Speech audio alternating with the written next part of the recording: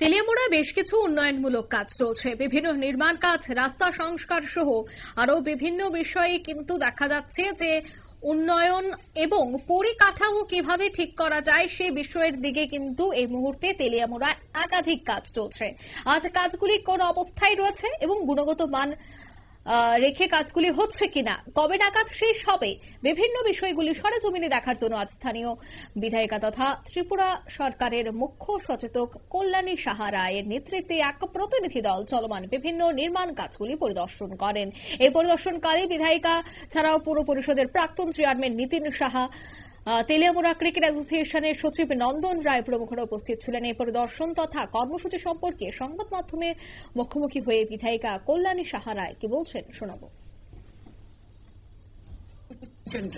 সেটাতে আজকে 3 তলা বাড়ি এখানে কৃষকদের জন্য, স্থানীয় ব্যবসায়ীদের জন্য 3 তলা বাড়ি হচ্ছে প্রোডিউস মার্কেট।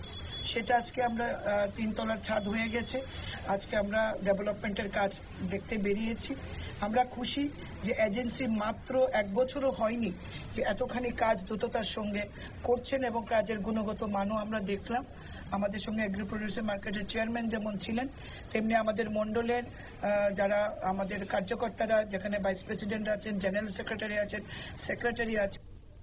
আপনারা শুনলেন কল্যাণী সাহা রায়ের বক্তব্য। তিনি পরিদর্শনে বেরিয়েছেন এবং কাজে তিনি যথেষ্ট সন্তোষ ব্যক্ত করেন। তিনি বলছেন গুণগত মান বজায় রেখে এবং স্বল্প সময়ে কাজ দ্রুত গতিতে এগিয়ে চলেছে এবং খুব দ্রুত সেই কাজগুলি সম্পন্ন হবে। নিয়ে নিচ্ছে ছোট্ট একটি বিজ্ঞাপন বিরতির সঙ্গে থাকুন।